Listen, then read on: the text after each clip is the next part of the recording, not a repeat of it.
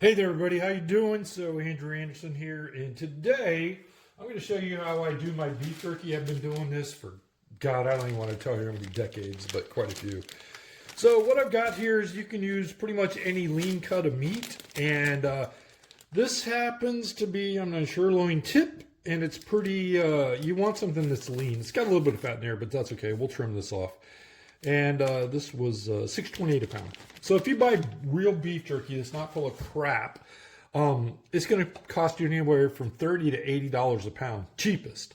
So what I've got here is the only thing I put in my beef jerky is this is about 2 tablespoons of fresh peppercorns, and then I put salt in it, and it's Himalayan. I'm going to grind this up here. And we're just going to roll with this. This may take me a while. Hopefully my wonderful editor, Mari, will take care of this and make me look great. But if not, I wanted to show you this from start to finish. So I'm just going to grind this up. And I want a fairly, it would be a medium to medium fine grind on this.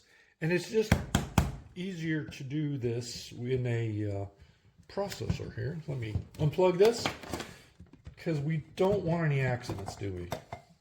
And so hopefully you'll be able to see this. There we go. See, it's pretty good. And now this is unplugged. I never do this not plugged in, but it's semi-coarse, and that's what we're going to use to marinate the meat in. And then we'll put some Himalayan sea salt in there, and then one other magic ingredient, and that is this. It's, I use Colgan brand, you can use other ones, liquid smoke, and I like hickory the best by far, unless you can get mountain mesquite, which is impossible. And the only thing in here is, what they do is there's no, they put a little bit of molasses in here for color, but other than that, it says water, and then hickory flavored. And what they do is they run hickory through a water spray, hickory smoke through a water spray. There's no natural flavorings or MSG or any of that crap in here. So this gives it the flavor, unless I put it on the smoker, which sometimes I will, but you can do this at home. And so what I'm gonna do now is I'm gonna take this meat out of here that I just got. And this would probably end up being about $100 to $50 to $100, depending where you get it. Here we are. So that's about how thick it is, which is great. I'm going to cut this across the grain with the slicer here. And we're just going to throw that. Let's see here. Where did I got this one going? So we'll go this way with this, since we already got a flat edge. It's going to be kind of long. So we've got our hands out of the way, which is important. We want to keep us blood-free today when we're making this. And I'm going to go for about a 3/16 cut on this, if we can pull this up. And this is not my best slicer, but it's better than nothing. You can do this with a knife, but I've just found it's typically a lot easier. And I've got the break here. And I'm going to have to do it this way, which is okay because it'll be cross-grained anyway. So first cut, which isn't always, it'll come out in chunks because it's not easy there. And then, let me see. I think I need to make this a little bit thicker.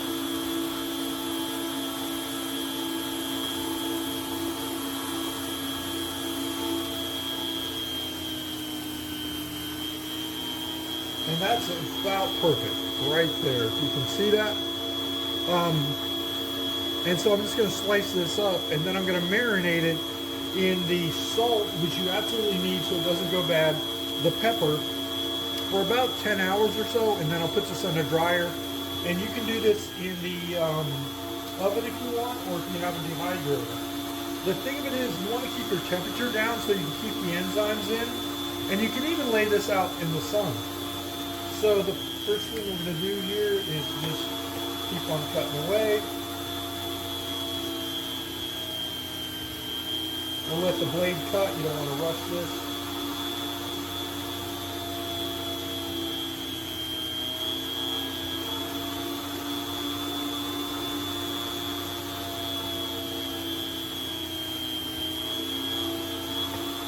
turn this off here for a sec. And you can see that we're getting nice uniform cuts on our beef here. And that's what you want. The other thing that I didn't do is if you throw this in a freezer for a minute, it'll usually help a lot in that it's a little bit firmer and it won't get so wobbly like what we're doing right here.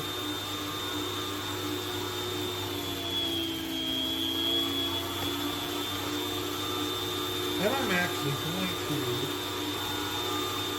grab a knife here and cut this little floppy section off. There we go.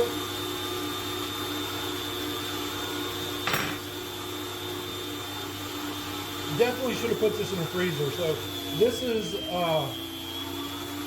showing you what not to do necessarily, but it's still going to come out okay.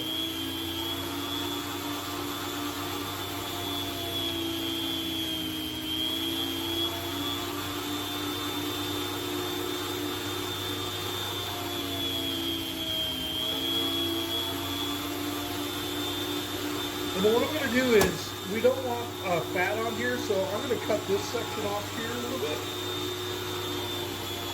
And we'll trim that fat right off. And that's exactly what we did. So we got that fat off, and we didn't waste a lot of meat. We got a little bit of silver on here, but that's okay.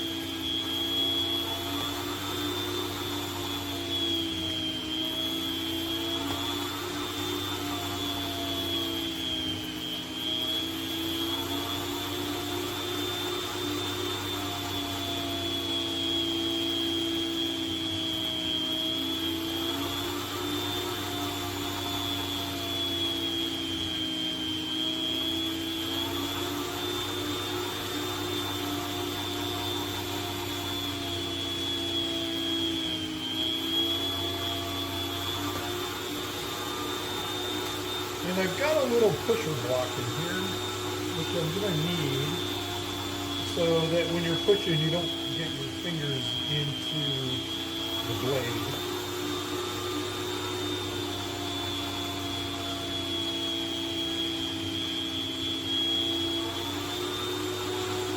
And what I'm going to do is, because I didn't freeze this, it's going to get unwieldy.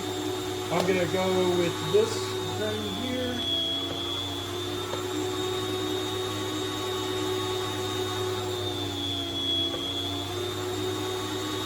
We're just going to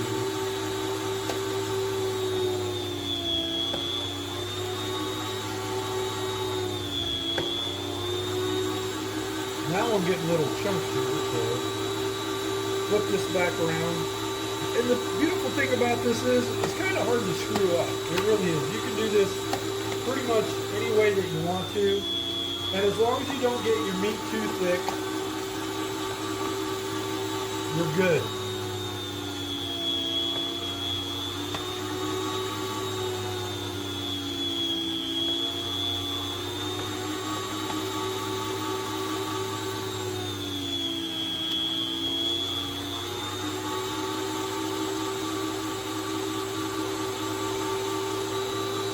I'll show you what the yield is on this in a minute.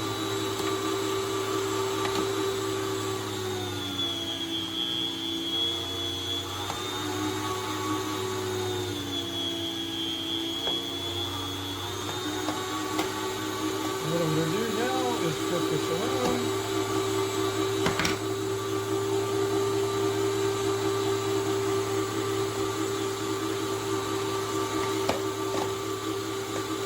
Really is all about safety first, kids.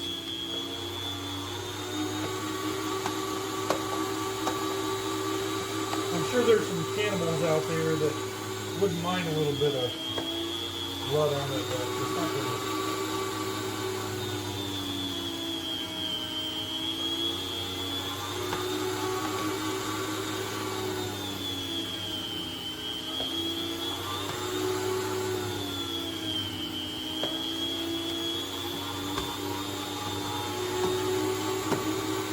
And we will probably try one more cut with this. There's that. And then I'll just chop the rest of this up with the knife.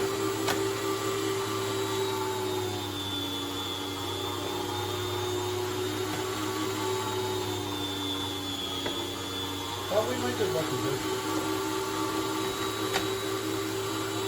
We're getting down to the nitty-gritty.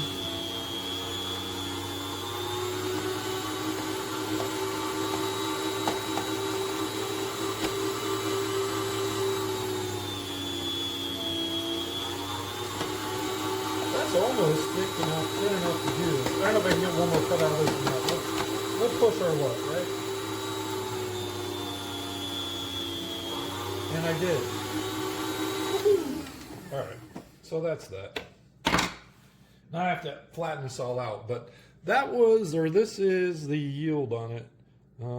So we've got our strips here, and I'll clean these up and get some of the fat off of here. It won't take long. And then I'm just going to throw this in a bag with the salt and the smoke flavoring and the pepper, and we're going to be good. And then I'll put it in the dehydrator, and we'll have beef jerky. You know, I had my little vacuum infuser here, and so I'll put the meat and the solution in here, the brine, and then I'll vacuum seal this for probably about 20-25 minutes, and it'll pull all of that into the meat. And this will go a lot quicker, and I'll get it in the dehydrator. I'm just going to, let's get this out of here. Hopefully I'm in frame. Whoa, that's like 4 tablespoons of pepper. But I like the pepper, and then we're gonna grab this. And I always use distilled water in here. You don't want to use tap water if you can avoid it for anything that you can eat, because it's got chlorine, it's got fluoride, it's got God knows all the runoff from every farm out there, all of their chemicals, all the cow poop, all of the pharmaceuticals that are flushed down the toilet, birth control, everything else. I don't know if you heard about that, but out in, I think it was Seattle, there was so much birth control and other hormones being flushed into it that I think it was all the mollusks. They either went male or female. I think they went female. And I know the same things happen on catfish farms too. So if it's not good for them, I don't think that it's something that I want to consume either. And I know there's a lot of recipes out there where you can put everything else spice-wise, but I like to keep mine plain Jane and simple. Garlic will sometimes make the beef jerky bitter, but you're more than welcome to try everything else. But I'm just old school, right? I started making this when I was a kid, I think 4th grade. So we're gonna dump about, for this, how many pounds of meat were here? That's the important part. This was only about 2.5 pounds, so I might have gone a little bit heavy on the salt, but we'll see. And then I'm just gonna add distilled water here. Good old regular distilled water. You don't want anything messing up your flavors. And then that should be enough, because we'll turn it. I put in maybe, what is that, a quart of water. And you can, it's kind of hard to screw this up. And if I was gonna really do this, I would heat this up first so everything dissolved. But believe it or not, because it's distilled water and it doesn't have a lot of other things in it, it usually goes pretty well. So we're gonna do this. And this is cheaper, it'll end up being cheaper than potato chips, and it's not gonna kill you like they will. So we're just gonna lay these strips in here.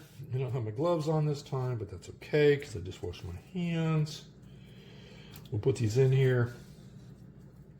And then I'll do some cleanup when we're done. I just wanna get this in here. You wanna make sure it soaks for a little bit. And this won't take long once I put the vacuum sealer in here. We're just gonna go whole hog. Hopefully I didn't put too much in here. I think I did about right.